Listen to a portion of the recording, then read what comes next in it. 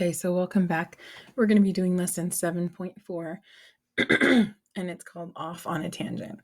And so we're going to start with the jump start. Go ahead and read through this jump start and see if you can come up with the answers. Pause the video and then come back to me when you have the answers and we'll check. All right, so it says, find the sine and cosine for the angles of rotation of theta and beta shown in the diagram. So find the sine and cosine of the angles of rotation for theta and beta. So sine of theta equals to, let's see, sine is going to be opposite, just as your reminder, over hypotenuse. So in this case, opposite over hypotenuse is going to be, remember, this is going to be 3, 4. So opposite is 4 over the hypotenuse, which they didn't tell you. So how are you going to find the hypotenuse? And you're like, well, the only two tools I can use is trig, which I'm using, and then the Pythagorean theorem. And then you're like, oh, Pythagorean theorem, because if I have two sides of a triangle, that means I can find the third side of that right triangle. So if you were to do that, it would become a 5. Some of you have actually memorized some of your Pythagorean triples, just so you're comfortable with those. Your Pythagorean triples are just Pythagorean triples. Triples.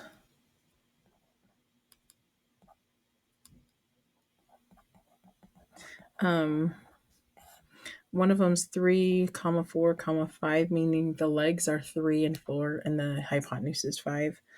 Another one is 8, 15, 17, I think 5, 12, and 13 is another. You don't have to memorize these. If you were to, Pythagorean theorem it out, it would have given it to you. So then there is my sine. Cosine of theta is going to be adjacent over hypotenuse, which is just 3 over 5. And now they want you to find beta. And so remember that whenever you're finding beta, you find this reference angle in here. And so that is going to be the same because we have that same triangle relationship, right? So here, this is going to be, let's see, -4, 3. So the cosine of beta is going to be, let's see, cosine is -4 over 5. And again, it's still a triangle. And then sine of beta is going to be 3 over 5. And so you notice some stuff there that is the same comparing cosine and sine of theta and beta, and then some things that are different. So by the end of today, you'll be able to define and identify key features of the tangent graph. So we've graphed sine, we've graphed cosine. Now we're moving on to tangent. And it says we have extended the definition of sine and cosine to fit angles of rotation. How do we extend the definition of tangent function? So recall that the right triangle definition of a tangent ratio is the length of the side opposite angle A over the length of the side adjacent. So that's why we say opposite over adjacent, right? So now they want to know, revise the definition to find the tangent of any angle of rotation in standard position, meaning like any angle, like maybe this guy right here. Okay.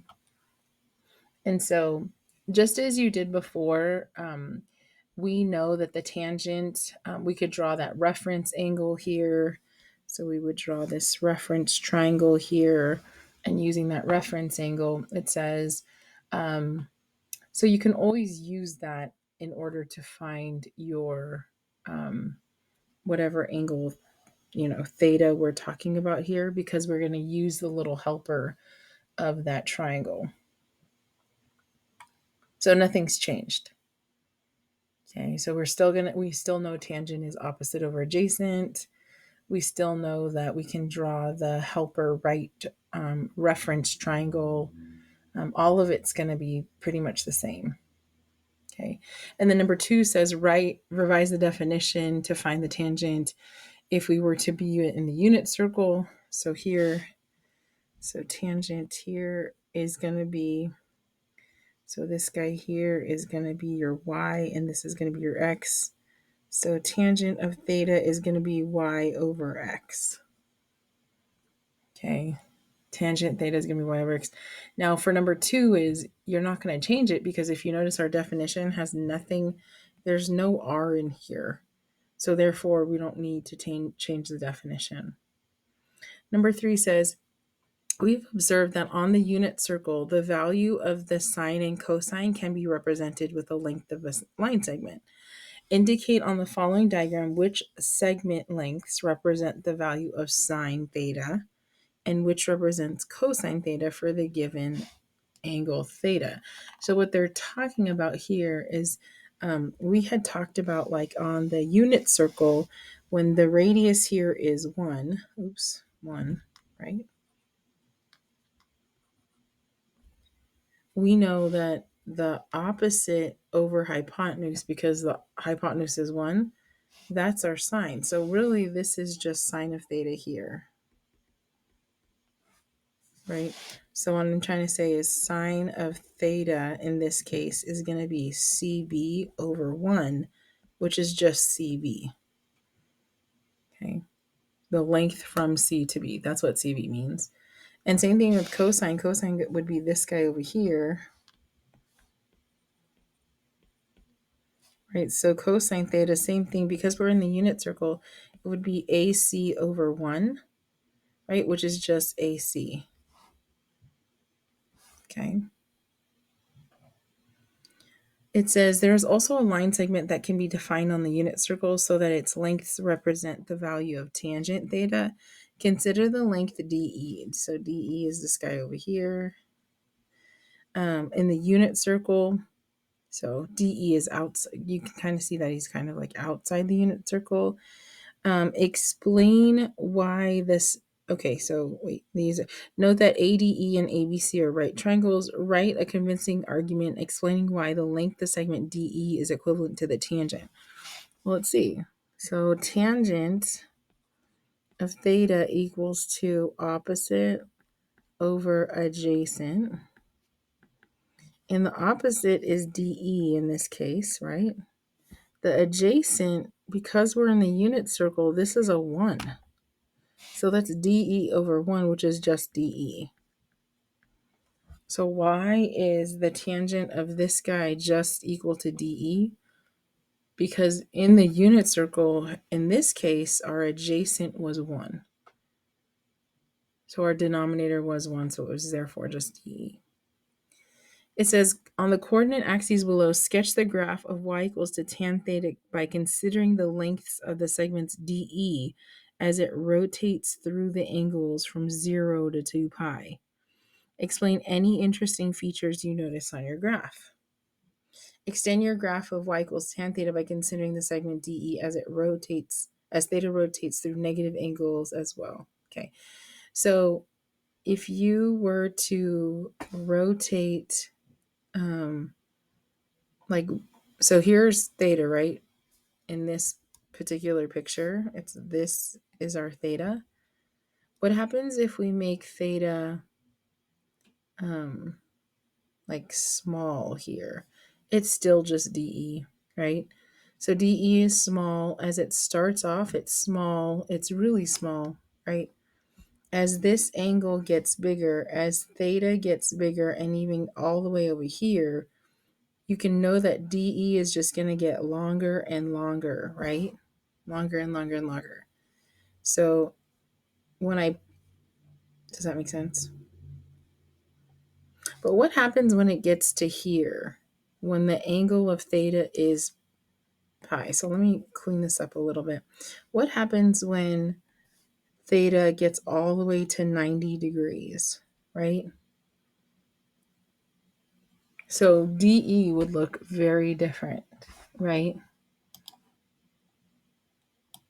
So if this part is like kind of bending your brain in a weird way, Stay with me, because then in a second we're going to go and fill in some values for tangent, and you'll see why the graph looks like this.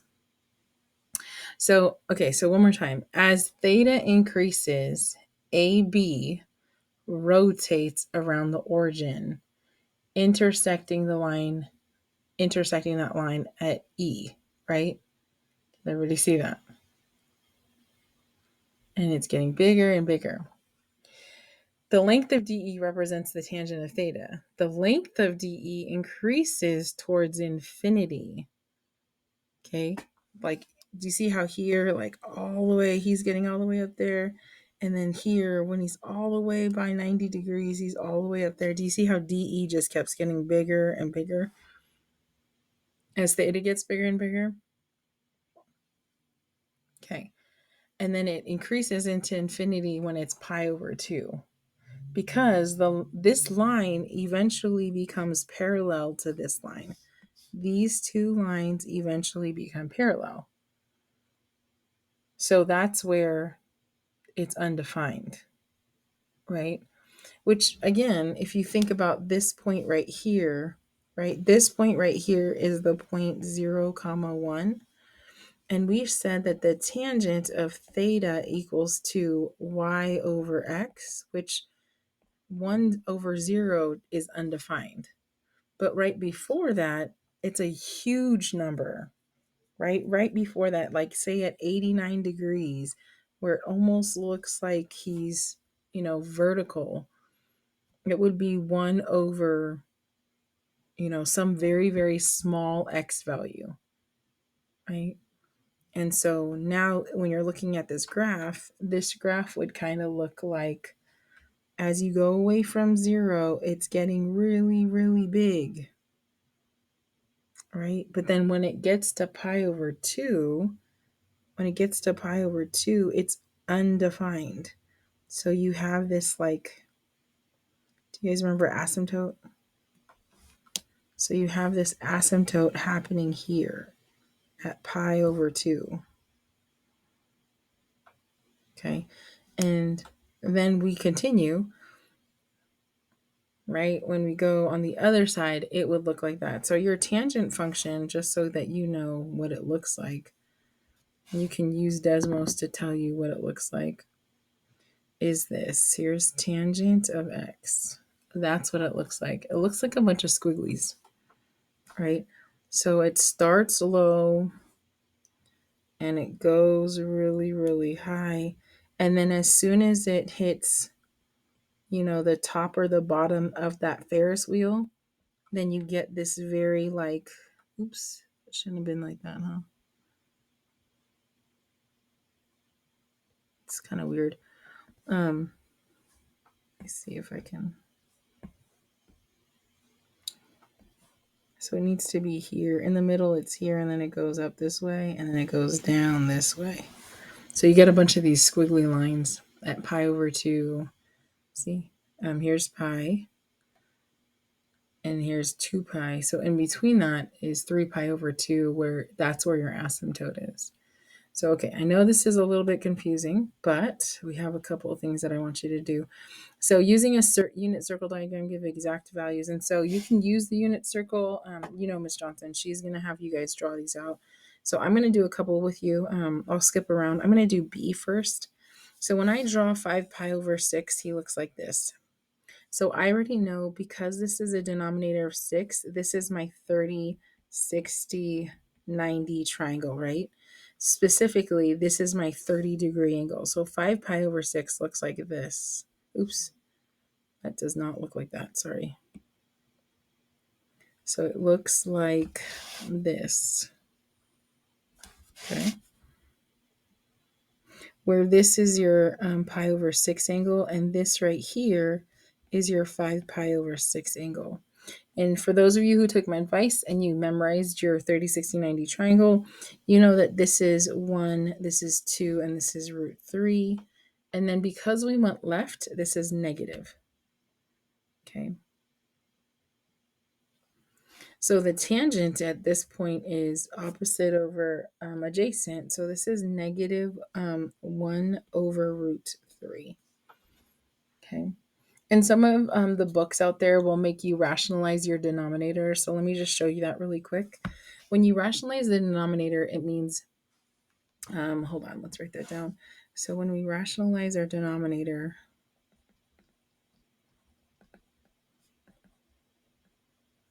it means we can only have whole numbers in the denominator. Only whole numbers or integers if you want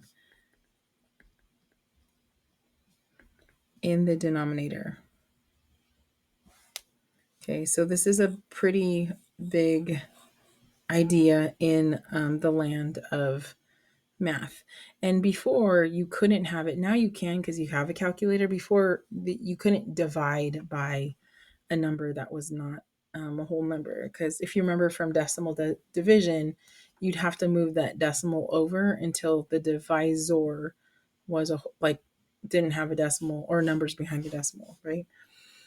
So what you do, all you do is when you're here at this stage, you're just going to multiply this by a number, namely 1, so that when you multiply it out, that number in the denominator is no longer a square root. So I'm asking you square root of 3. So this is the question right up here. So square root of 3 times what would give me something that's not a radical. And so maybe you're like, oh, well, maybe it's root 3, Miss Johnson, because root 3 times root 3 is root 9, and root 9 is just 3, and that's exactly it. So I'm going to make this a fraction, and I'm going to put root 3 on the bottom, because now we know that's just 3. And on the numerator, whatever you do on the bottom, you're going to do on the top, because really we're just multiplying by the number 1. So this is negative root 3. So here's our answer. I'm going to give you a couple of explanations. Miss Johnson is fine with this answer. But if you're taking the SATs or sometimes your teachers won't allow you to have your answer with radicals in the denominator. So just keep in mind that depending on where you're putting your answer, what I just highlighted there is not okay. In my class, it's fine. Okay, so there it is. I want you to try, let's see. Can you try, let's see, let's have you try, let's do pi, let's do 7 pi over 3. Do 7 pi over 3. In reality, I would like you to do all of these, but I'm just going to kind of skip around, and then you can try these on your own. Okay, so 7 pi, and go ahead and pause the video. Okay, so 7 pi over 3, now that you're back, goes like this. So 7 pi over 3 goes like this. For me, it goes, well, that's 3 pi over 3. And that's 6 pi over 3. So that means I need one more slice, so that goes up here. So this is 7 pi over 3. So we do this little, I like to do this. So this is 7 pi over 3, which is also known as just pi over 3. But we're going to go with 7 pi over 3. And if you notice this, you're like, oh, this has to do with a denominator of 3. So this has to be my 30, 60, 90 triangle. Specifically, this is my 60-degree angle. So this is pi over 3 here. So this is 1, this is 2, and this is root 3. So tangent, of course, is TOA, right? Tangent is TOA.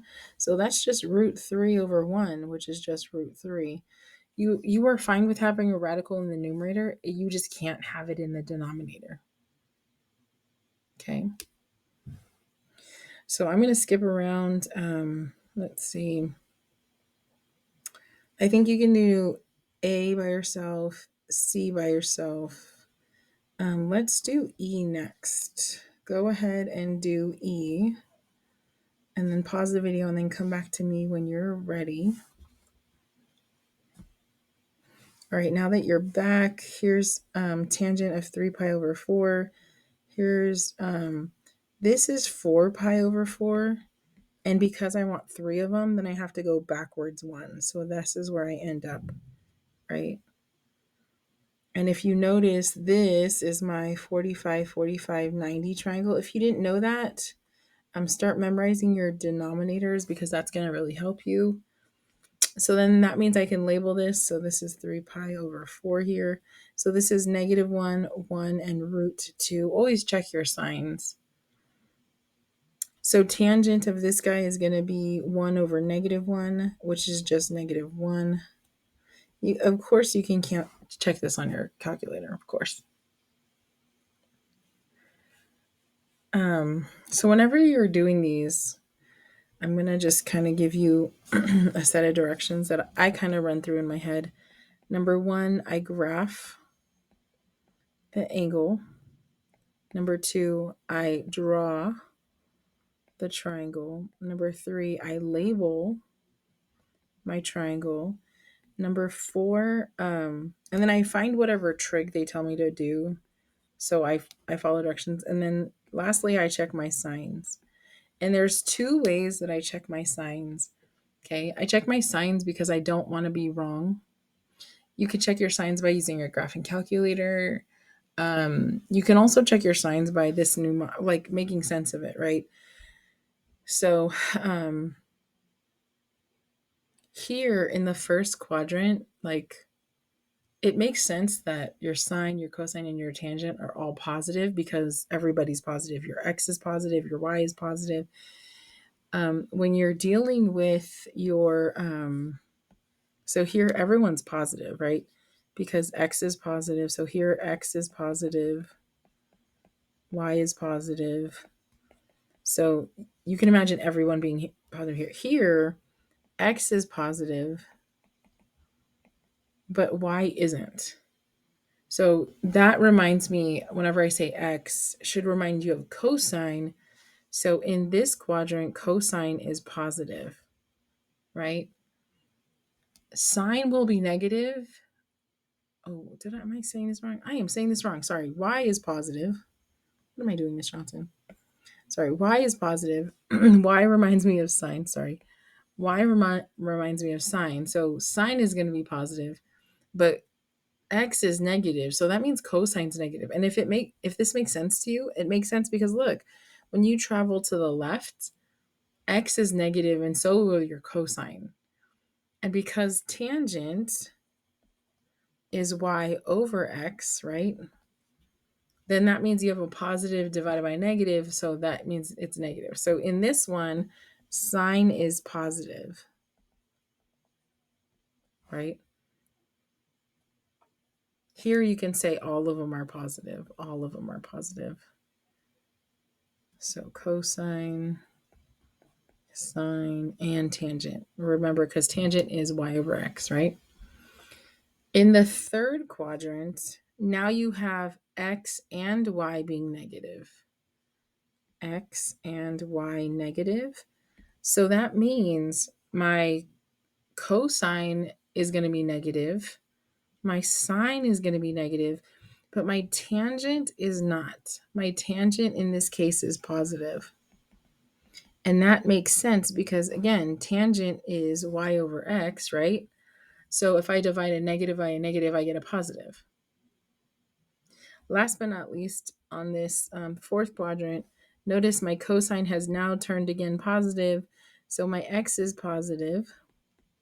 So therefore my cosine is positive, right? And that means everybody else is not. So this is how I kind of help people remember. I go in this direction and I say all students take calculus. So here, all students take calc. There's other mnemonics that you can remember, but this just helps my students remember that in which quadrant, who is supposed to be positive. So in this case, when you look at tangent of 3 pi over 4, he's in the second quadrant, and this is all, right? This is all students. Oops, that's supposed to look like an S. Students. So tangent is not supposed to be positive in there, and that makes sense because look, he's negative. Okay. I'm going to skip F so that you can try F. And then I wanted to talk about how you find the tangent when it's pi over 2 or pi for G and H. I'm going to go back to the definition that tangent is always, y over x. Y over x. So I'm going to look at this coordinate right here. Right?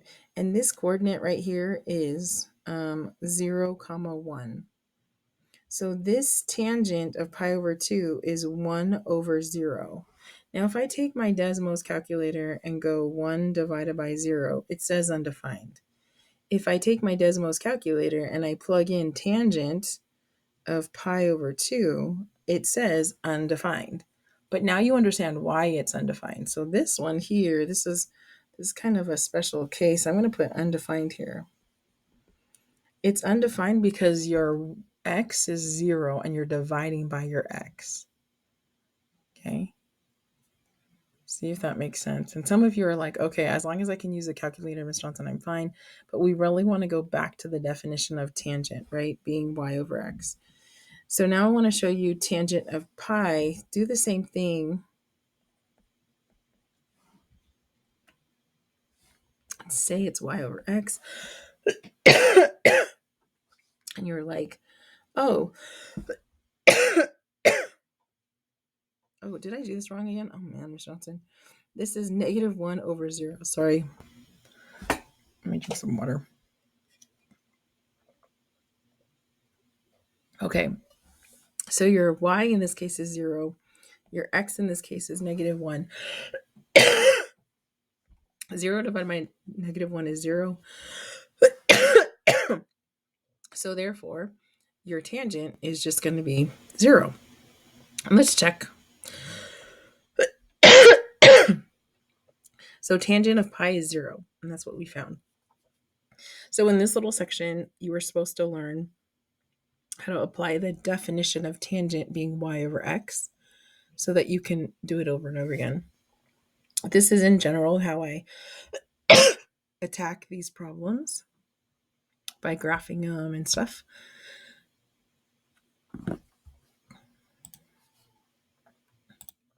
And even checking their signs, right? We want to make sure that the sign of what we're giving an answer of is true. So this is like the bulk of today's lesson, just in case you're wondering. The rest of this is us just making sure that we understand all of the other pieces, okay? So this first part says functions are often classified as definitions as being even or odd, and we talked about this before.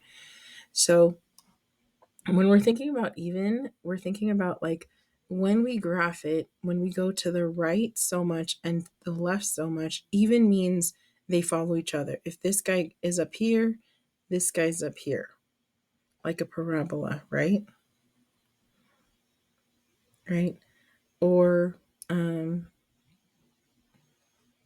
if you want, you can also think about the cosine curve, right? The cosine curve looks like this, but it also looks like this. So when I go right this much and left this much, I'm hitting the same y value, right? Odd means that they go in opposite directions. They're opposite. So for example, a line, when I go over to the right, it goes up this much. When I go over to the left that much, it goes down that same value. So this is y here and negative y. Okay. Same thing goes with a cubic or the sine function. It says based on these definitions, determine how to classify each of these trig functions. So it says sine would be classified as odd, even, neither an odd nor even function. So if you looked at the pictures of these, so let me back it up and graph sine. And let's undo this guy right here. Just turn him off. And if you look at him, when I go to the right some, like, let's see. When I go to the right a certain amount, I end up here. When I go to a left a certain amount, it goes down here, that same like value, but opposite. That means that this is an odd function because the values of y are opposite.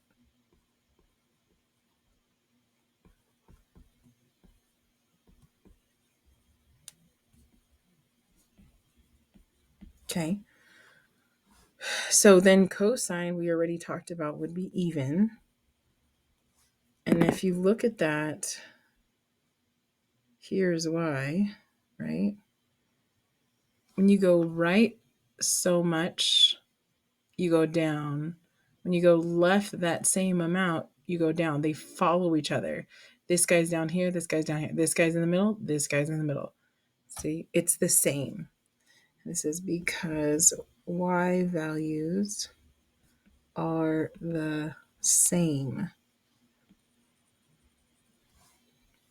Okay. Last but not least would be tan. What would tangent be qualified as? Now look at the right side versus the left side. Look at the right side versus the left side. Yeah. And so you're like, oh, Miss Johnson, look, if I go right so much, I go up. I go left that same amount, I go down. So very good. This is an odd function. And that's pretty much it. So made a couple mistakes for you guys. Hopefully you were able to follow along.